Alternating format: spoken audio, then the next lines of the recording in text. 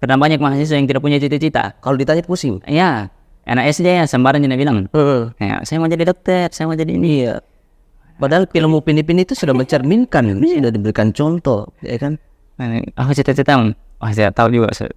Aku cita-cita nggak tahu juga Kak. Bagaimana supaya ideologi IMM juga ini bisa betul-betul tertanam dan dakwahnya juga jalan untuk sebagai pencerahan. Jadi kalau kita jalan pengabdian, itu dengan dasar IMM. Latar belakang saya juga remaja masjid, saya mau periode ini itu bisa menghidupkan masjid kampung ya. Ayo kita sama-sama buat Pikom IMM Albir FAI ini bermanfaat untuk kader-kader, untuk mahasiswa di Albir khususnya. Nah, mari kita bangun komunikasi, itu penting ya, bangun komunikasi dengan ma'had.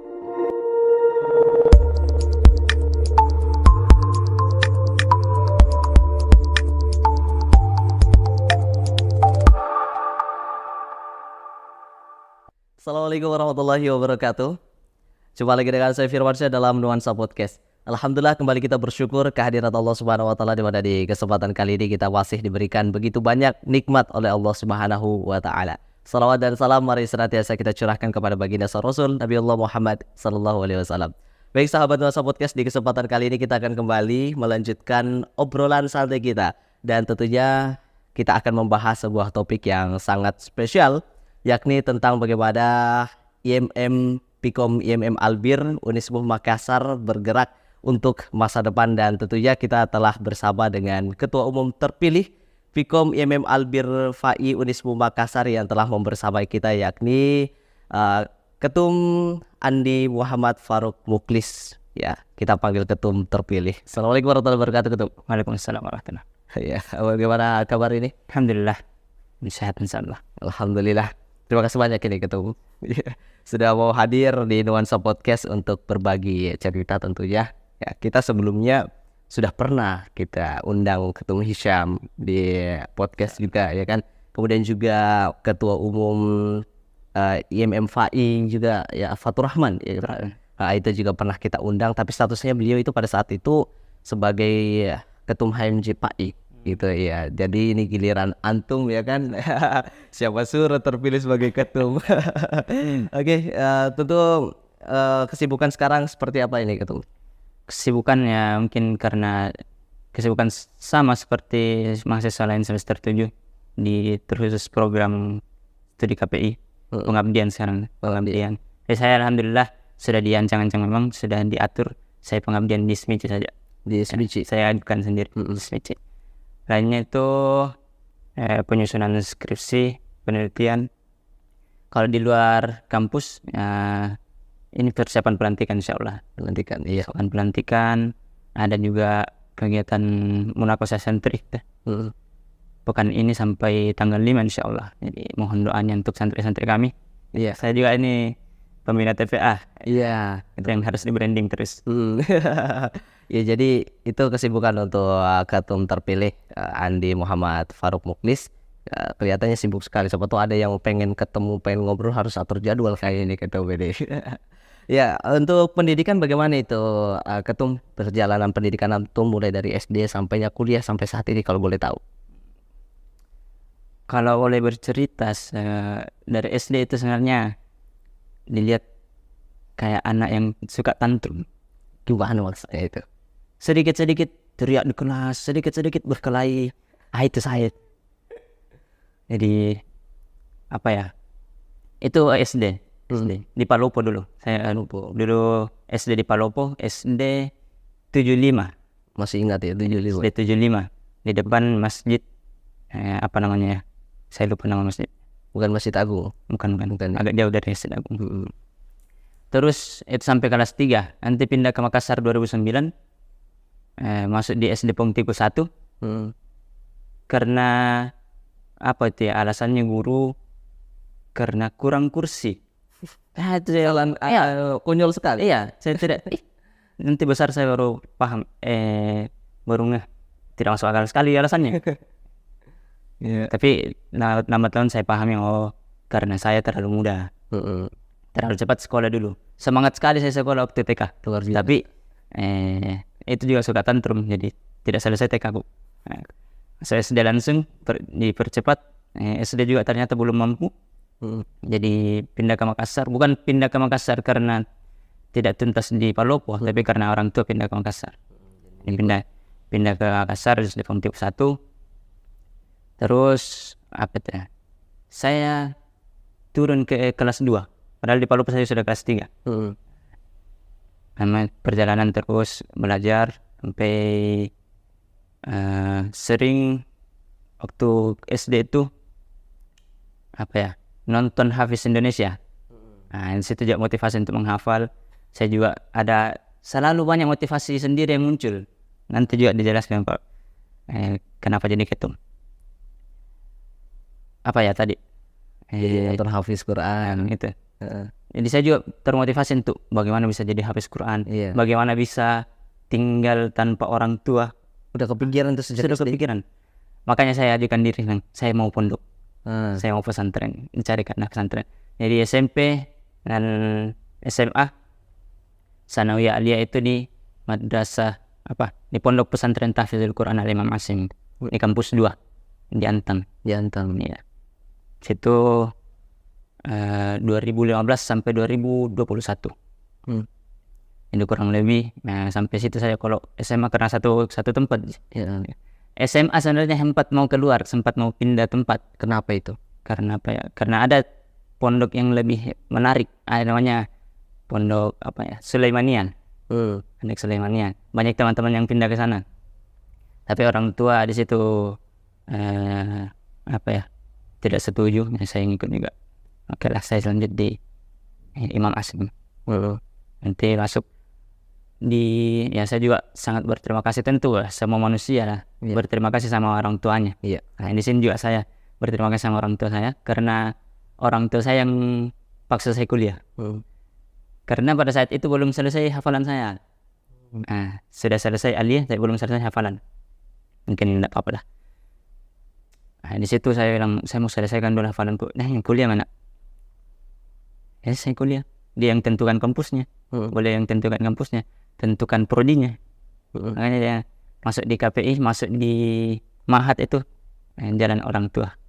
Insya Allah berkah. Mungkin khas hikmahnya dari boleh itu jadi sekarang. Iya. Jadi itu hikmah dari pilihan orang tua ya. Karena memang biasa orang tua itu paling paham yang terbaik untuk anaknya begitu, ketum.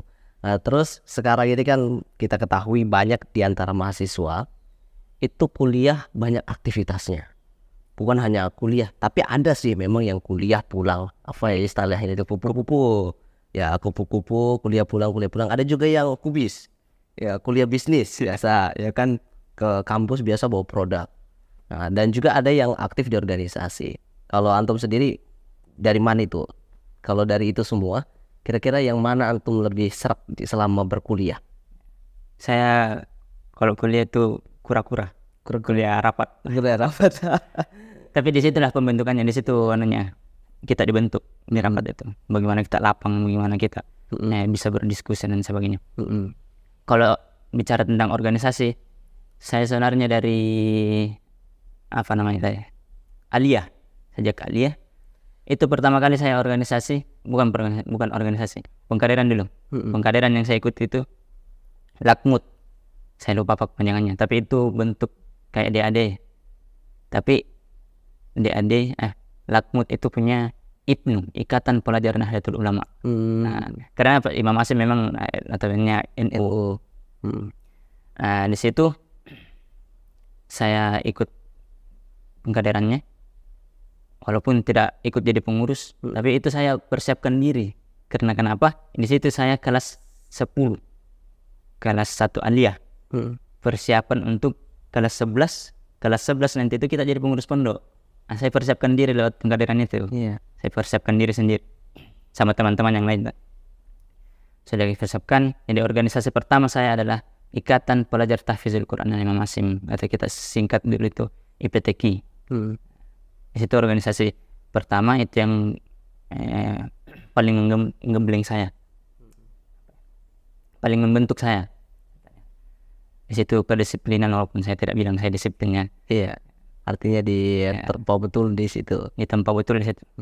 Bagaimana kita harus menjaga image, bagaimana kita harus menjaga marwah, yang kita mengatur santri, mengatur anaknya orang, banyak karakternya. Yang ya kurang lebih itu juga yang jadi pelajaran, itu juga yang jadi pengalaman saya, sehingga kurang lebih bisa lah aktif juga di organisasi kampus. Kalau di kampus juga saya pertama memang tertarik dengan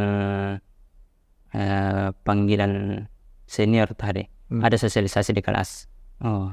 Satu kata kunci yang bikin saya berazam untuk berhimaprodi dulu ya, himaprodi KPI. Itu bahwa himaprodi KPI tidak mengikat. Oke, saya masuk. Kalau kau tidak ikat saya karena saya mau kuliah ini, jangan kau ikat saya. Itu bahasanya saya dulu. Oke, saya ikut. Nah, alhamdulillah bisa dibuat nyaman oleh senior-senior, oleh teman-teman yang lain, jadi bisa bertahan sampai akhirnya saya menjadi sekretaris umum. Sekretaris umum Himaprodi KPI periode 2022 2023 2024. Akhirnya itu yang berorganisasi. Nanti beberapa bulan ke depan, tahun kayaknya, sampailah sekarang jadi ketua di Pikom MML Tiger Fai Wisma Makassar. Dan sekarang kita ketahui antum terpilih sebagai ketua Pikom dengan sepak terjang yang tentunya sudah tidak diragukan lagi, termasuk juga kemarin di Himaprodi. Kita sebenarnya satu kepengurusan deh, ya kan? Antum sebagai sekretaris umum dan saya tentunya sebagai departemen bidang pendidikan dan dakwah saat itu, ya kan?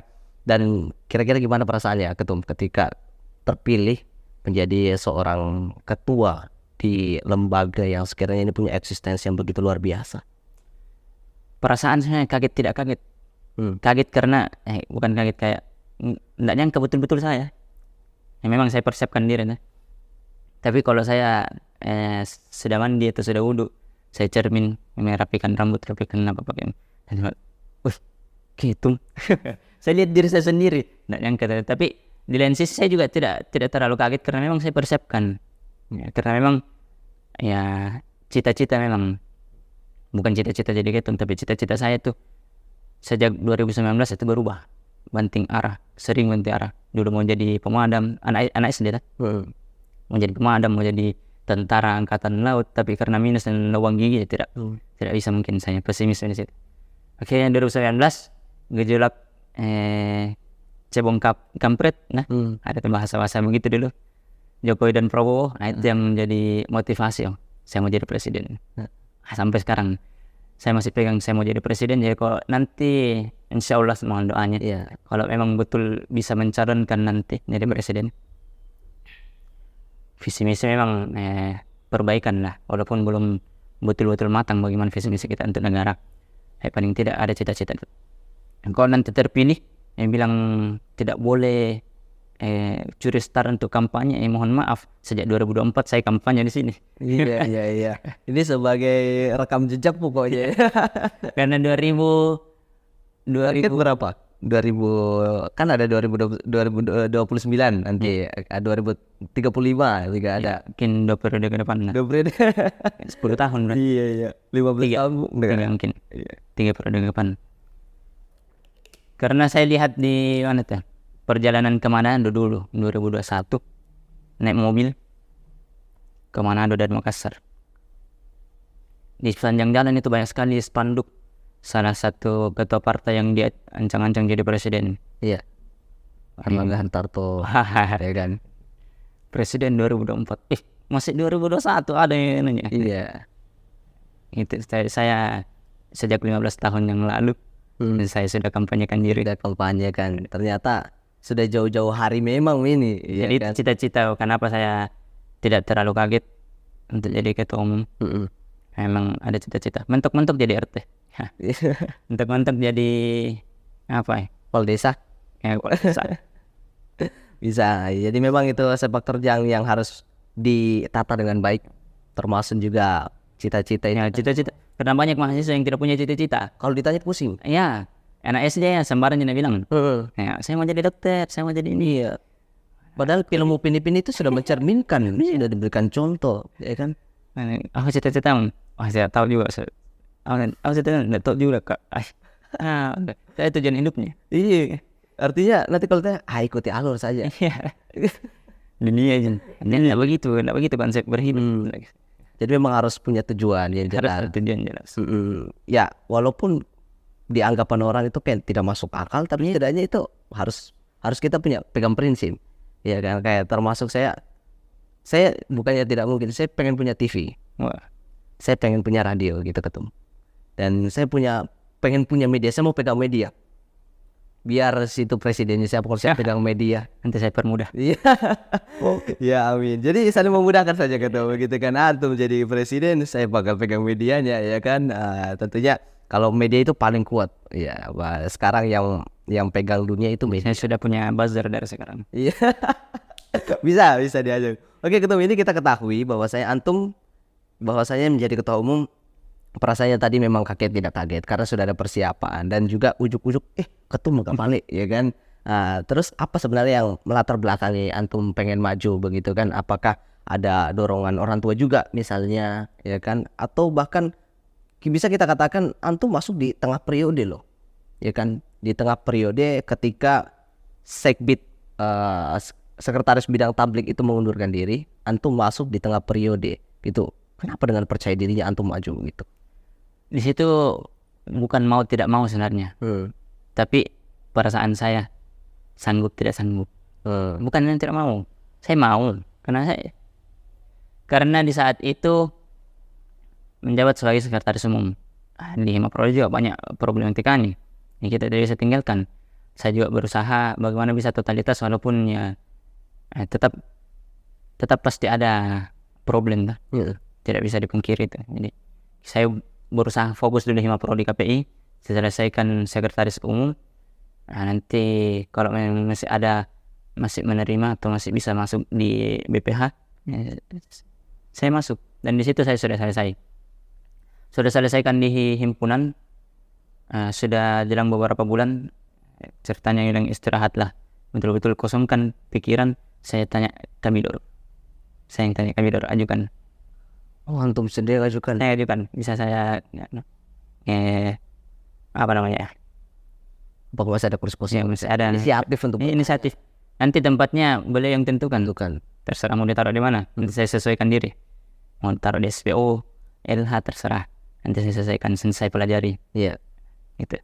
Itu yang jadi, kalau bilang orang tengah periode, bukan tidak mau. Iya. Tapi saya merasa diri saya belum mampu. Nah, sekarang bahkan menjadi ketua umum saya persiapkan.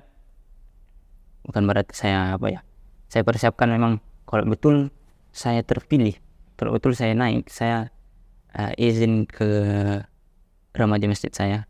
Nah, saya juga penanggung jawab di remaja masjid Jami Rapokaling. Iya. Siapa tahu ada yang mampir ke sana nyari ya. Masjid Jami Rapokaling, di remaja masjid sana, pijar pemuda Islam Masjid Jami Rapokaling. Sebagai ketua umum juga di sana saya sudah siapkan kalau memang saya terpilih nanti di Pikom, saya siap untuk mengundurkan diri dulu. Tapi tetap dengan pengawalan lah. Iya. Secara struktural tidak dengan pengawalan, arahkan adik-adik. Di TPA juga seperti itu. Saya sudah sampaikan pada beberapa pembina, walaupun belum di rapat yang formal, masih cerita-cerita biasa. Yang nanti tahun depan level C bukan saya yang pegang. Level C itu seperti kelas 6-nya SD atau kelas 3-nya SMP yang sudah mau ujian nasional. Makanya ada Munakos ya Kota Makassar. Jadi ujian kan di Kota Makassar, tapi masing-masing kecamatan. Iya. Jadi memang tidak serta-merta masuk dan juga tanpa alasan. Ya, jadi semua kita sudah tahu nih buat teman-teman semua yang melihat Sekpitab masuk tengah periode dan lihatnya langsung jadi ketua umum, tentu itu pandangan yang harus diluruskan. Ya, jangan sampai ada sesuatu hal yang sekiranya berita yang tidak benar gitu ya. Dan tentu banyak teman-teman yang sudah berproses lebih dahulu dan pengen maju tapi terhalang gitu. Bukan terhalang sih bahasanya, itu lebih belum rezekinya gitu ya. Untuk mungkin lebih mematangkan lagi untuk menjadi ketua umum gitu. Karena banyak banget saya lihat yang berpotensi, banyak yang berpotensi, cuman belum dikasih kesempatan aja. Kalau saya cermin, ini gitu, padahal lebih layak kuliah. Iya, Saya berusaha layakkan diri lah. betul. Wah, pemimpin harus seperti itu. Ya kan harus percaya diri dan bisa membangkitkan optimisme pada teman-teman semua yang ada. Tentu ketika ketua umum maju terpilih itu ada sebuah tujuan yang ingin dibangun. Kira-kira kalau antum sendiri di periode antum ini tujuan seperti apa yang akan antum lakukan untuk Pikom IMM Albir ini, Ketum? Tujuannya sebenarnya bagaimana supaya tentu tujuan IMM itu sendiri menjalankan dakwah melalui IMM. Bagaimana supaya Pikom IMM ini, terus Pikom IMM Albir ini bisa bermanfaat untuk kader, terutama kadernya sendiri, dari Ahwal Syafsiyah, dari KPI, dan sebagian dari PBA, supaya bermanfaat itu. Karena banyak juga kader, bukan dari Albir ya, banyak dari kader-kader yang sekedar mengincar syahadah. Saya jadi ketua panitia, saja, tapi yang saya sampaikan sama peserta di pas sambutan ke laporan ketua panitia, saya sampaikan, jangan jadikan adik-adik ini sebagai sekedar formalitas. Sekedar jadi ketua panitia tinggi sekali motivasinya. Iya. Langsung berani ya ngambil keputusan seperti itu. Dibenarkan memang sama siapa pada saat itu, Kabit Hikmah. Saya lupa apa amanahnya yang kemarin jadi ketua umum PC ke Ilmu. Di situ dia yang bawa sambutan dari PC. Saya lupa apa amanahnya di situ. Belum jadi ketum di situ. Betul yang dikatakan ketua panitia tadi. Memang jangan jadikan ini. Dibenarkan ceritanya. Itu tujuan utamanya. Bagaimana supaya ideologi IMM juga ini bisa betul-betul tertanam, dan dakwahnya juga jalan untuk sebagai pencerahan. Jadi kalau kita jalan pengabdian itu dengan dasar IMM, Iya. kita bisa sampaikan nilai-nilai IMM, karena kalau mau dipelajari juga nilai-nilai yang diajarkan IMM itu sama sebenarnya, tidak ada yang melenceng. Iya. Kurang lebih seperti itu. Jadi cuman wadahnya mungkin, perahu yang digunakan berbeda. Bisa supaya memberdayakan kader-kader, memberdayakan demisioner Pikom ini bisa, itu saya, supaya bisa bermanfaat. Iya, dia memang harus menyebar kebermanfaatan. Tujuan yang paling utama juga adalah dakwah. Khairun nas anfa'uhum linnas. Wes, itu memang kewajiban kita sebagai manusia. Nah, tentu setiap organisasi kepengurusan di Pikom IMM Albir itu, Ketum, kita punya tagline masing-masing. Setiap periode pasti ada. Jangankan di Pikom, di Himaprodik, KPI juga ada. Cuman kita biasa memang mengarah lebih ke kayak ke Arab-Araban banget ya. Ya, ada yang memang jalan dakwah banget gitu. Kalau di periode sebelumnya di 2023-2024 itu kan ada istilah Basiroh. Kalau kita ambil adalah Insyirah. Ya, bisa dijelaskan maksud dari itu, Ketum? Secara umum, Insyirah itu melapangkan. Tapi yang dilapangkan sini secara umum, tidak cuman dada, tidak cuman diri ya. Tapi bagaimana kita berpikir itu harus dilapangkan. Terbuka cara kita berpikir, terbuka kita bersosialisasi, terutama membangun hubungan ke ma'had. Kan tidak bisa dipungkiri lah, dulu ada bahasa-bahasa yang kurang baik, mungkin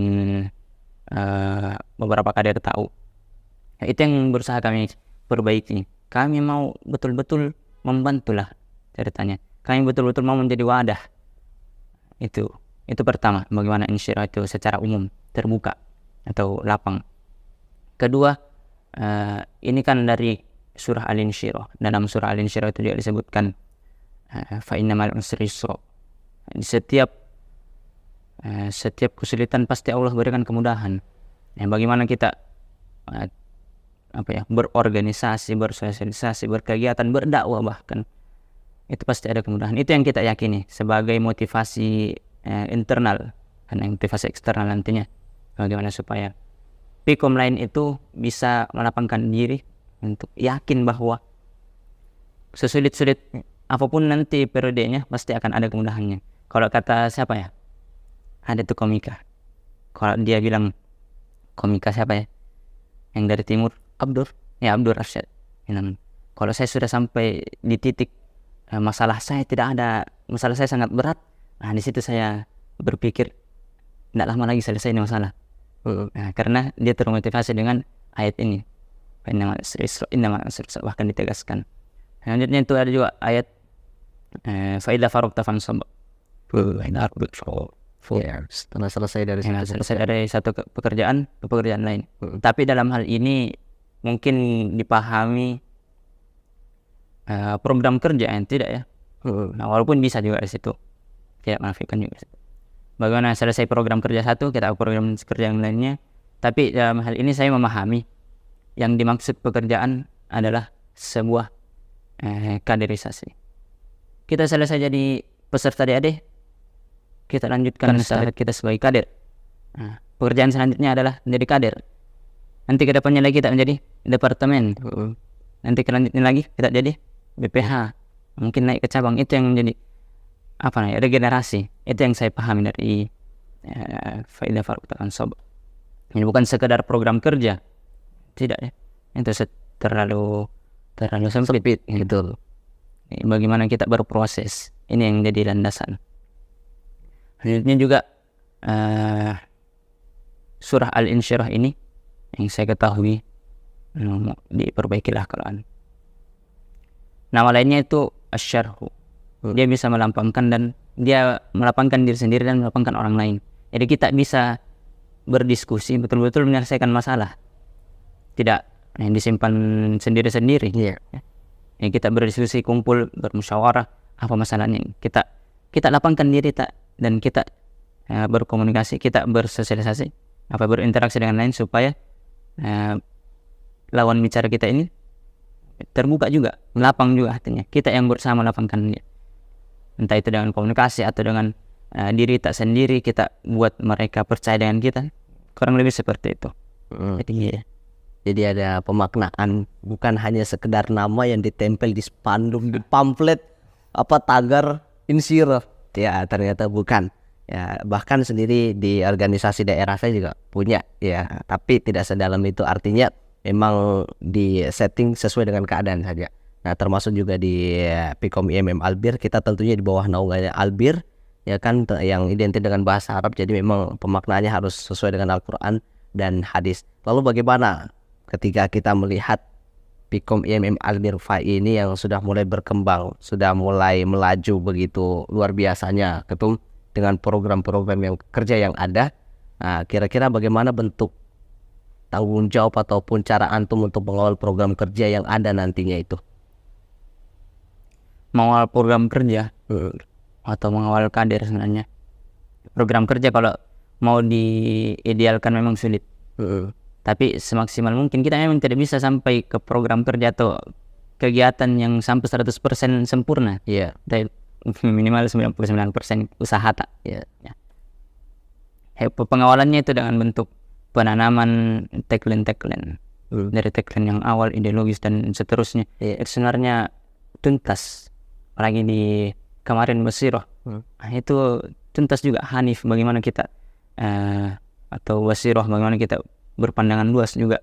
Itu yang menjadi poin utama kalau mau mengawal program. Iya. Tapi kalau mengawal kader, caranya itu mungkin dengan betul-betul menjadi wadah. Iya. Kalau wadahnya tidak cukup, kita buat wadah lainnya, wadah yang baru, dengan cara buat LSO. Itu khusus kader atau dikawal dengan departemen dan BPH. Iya. Jadi kader ini tetap ada kegiatannya, tetap kita berikan amanah.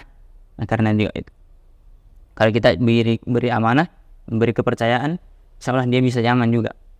Yang penting dia cara kita yang baik, cara yang tidak kolot, ya.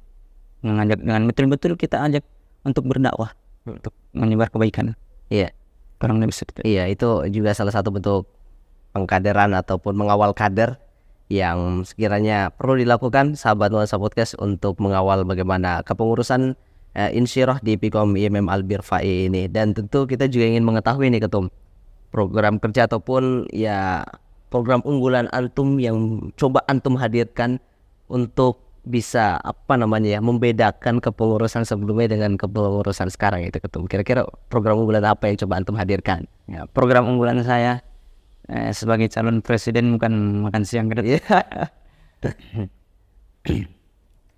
Tapi kalau bahasanya seperti membedakan periode ini dengan periode lainnya atau membanding-bandingkan, saya tidak sepakat dengan itu. Itu tidak salah. Nah, kita tidak bisa banding-bandingkan, semua punya plus minusnya lah. Iya. Yang periode lalu ada plusnya, mungkin tidak ada di saya. Ada minusnya, mungkin tidak ada di saya. Jadi menyempurnakan lah. Iya.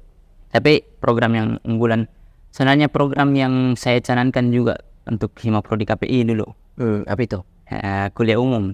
Beliau Saya itu bahasa kasarnya mungkin nanti dibuatkan kalimat atau yang sesuai. ya sesuai. Yang seperti keresahan saya sendiri. Saya punya di SKS itu KRS mata kuliah pengantar psikologi. Saya lupa apa namanya. Pokoknya bagus mata kuliahnya. Tapi kan kita di ITDAT tidak pelajari itu. Langsung ada nilai. Iya. Karena sudah tersambung Semester pendek itu. semester pendek bahasa Inggris saja. Tidak memang tidak ada memang. Tapi langsung ada nilainya. Contoh ya. Tapi mungkin kalau saya tidak salah ingat, mata kuliahnya itu psikologi pengantar psikologi kalau tidak salah, atau pengantar filsafat. Itu kan keren pelajarannya. Iya. Tapi kita tidak dapatkan. Cuma dapat nilai saja. Iya. Itu yang saya tidak mau. Jadi saya berusaha menjadi wadah bagaimana supaya kita bekerja sama dengan prodi-prodi, kita hadirkan satu majelis atau satu kajian, entah itu online atau offline, yang bisa memahamkan mahasiswa ini yang sebenarnya tidak ada waktunya lagi karena full di ma'had. Betul. Kita bisa pelajari itu, dan nilainya itu tidak sekedar nilai, betul-betul ada yang mereka dapatkan. Itu jadi mungkin nanti audiensi atau diskusi lagi dengan pihak prodi bagaimana disetujui atau tidak. Yang kedua juga itu saya juga ini sebenarnya kemarin diamanahi sebagai, saya lupa namanya, koordinator Asosiasi Masjid Kampus Indonesia, khusus di Unisme. Kalau Sulawesi Selatan itu di atas itu ada sama Kiai Haji Abbas, Ustaz Abbas, Ustaz Cemiro. Ada juga dari ITB, Institut bukan saya lupa apa namanya, teknologi bisnis kayaknya. Saya lupa namanya, yang punya Kala Group. Itu yang jadi bukan dia ketua. Ada saya lupa namanya juga namanya. Dari Unhas yang ketuanya. Tapi di atas kami itu ada Ustaz Abbas. Kita diutus ke Jakarta. Itu yang menjadi latar belakang kenapa saya juga mau adakan program ini. Karena latar belakang saya juga remaja masjid, saya mau periode ini untuk bisa menghidupkan masjid kampung. Ya, betul. Saya sudah audiensi, bukan audiensi formal, cerita-cerita biasa dengan sekretaris masjid. Saya mau minta izin adakan kultum khusus IMM di sore hari, ba'da asar. Oh iya, bisa, silahkan, bagus itu. Didukung juga sama sesama saat itu. Oh iya, bagus itu, silahkan. Jadi insyaallah itu yang jadi program unggulan supaya kita betul-betul bisa berdakwah, terutama kita yang dari KPI. Nah, bagaimana kita bisa sampaikan beberapa poin lah minimal. Nanti mungkin pembuka itu dari Syekh Bidil Basirov, itu bisa. Jangan saya. Jangan saya. Maksudnya kan ada Kambidilnya itu loh yang luar biasa. Syekh Bidil Basirov nanti jadi pembuka bagaimana supaya kultum khusus IMM itu bisa berjalan. Iya. Nanti juga kita koordinasi dengan Korkom supaya pikom-pikom lain juga bisa gabung. Ada gabung semua. Ya. Korkom dan PC. Kalau PC memang saya sudah audiensi karena Kabita PC kan juga kita kenal. Iya. Sudah sampaikan pernah rapat koordinasi saya sampaikan, ayo kita hidupkan masjid kampus. Entah kegiatan apa itu. Nah, saya tawarkan kita kultum minimal 5 menit karena memang dibatasi. Hanya 5 menit saja. Nah, 5 menit itu susah kalau kau tidak persiapkan. Iya, betul. Itu ya bahasanya pihak masjid itu hari. Itu mungkin program unggulan. Iya, ini kalau dipersiapkan dengan matang dan juga dilaksanakan berusaha semaksimal mungkin apa ndak menyala ini kedung. Ya, artinya ini pergerakan yang nyata yang perlu dilakukan, bukan hanya sebagai rancangan. Oke lah, rancangan itu perlu ya kan untuk pemaksimalan pergerakan ke depannya. Ya tentu itu bisa menjadi gambaran untuk bisa berjalan lebih baik ke depannya. Dan tentu ini pembicaraan yang sangat spesial di kesempatan kali ini sahabat Nuansa Podcast, karena kita membahas tentang dapurnya Pikom IMM Albir Fai, lebih khusus bagaimana IMM ini bakal dibawa ke depannya setelah transformasi kepemimpinan dari pengurus sebelumnya. Dan untuk mengakhiri perjumpaan kita di kesempatan kali ini, mungkin ada pesan-kesan selama di Pikom IMM Albir dan ditutup dengan closing statement. Silakan Ketum. Pesannya mungkin ya, ayo kita sama-sama buat Pikom IMM Albir Fai ini bermanfaat untuk kader-kader, untuk mahasiswa di Albir khususnya. Nah, mari kita bangun komunikasi, itu penting ya, bangun komunikasi dengan Ma'had. Nah, penting itu komunikasi, karena bahkan saking pentingnya sampai ada prodinya. Iya. Prodi komunikasi banyak kan. Itu untuk Pikom. Mungkin banyak lagi, banyak harapan atau pesan untuk Pikom. Tapi khusus untuk diri saya sendiri, dari pembicaraan ini saya bisa katakan birrul walidain. Nah, kita berbakti ke orang tua. Dari awal kan seperti itu tadi pembicaraannya. Dari awal kita kuliti kembali. Awal kita saya sampaikan ini semua hikmah dari arahan orang tua. Kedua, mungkin yang bisa kita petik bahwa setantrum-tantrumnya saya pas SD, semua saya lewati akhirnya sampai saat ini. Jadi nikmati proses. Kurang lebih seperti itu. Closing statement mungkin ya, saya selalu ambil dari Al-Quran. Hakikatnya saya lupa ayatnya itu. Seburuk-buruknya manusia, Allah tetap, ini bukan dari Al-Quran tapi saya lupa ayatnya. Jadi seburuk-buruknya manusia, Allah tetap mencintai orang yang bertaubat. Itu mungkin jadi closing statement. Kenapa? Karena banyak orang yang tidak sadar diri, terlalu sombong, tidak mau bertobat, atau sudah ditutup hatinya mungkin, atau ya itu tadi, ditutup hatinya sampai dia lupa untuk bertaubat. Ya, ini saya ajak untuk beristighfar. Mungkin di akhir pertemuan juga ini kita beristighfar. Untuk pemirsa mungkin istighfar di rumahnya, banyak-banyak istighfar, banyak kisah tentang beristighfar. Memang akan ada satu buku kecil memang khusus bagaimana fadilah istighfar, saya baca banyak sekali yang mungkin itu. Oke.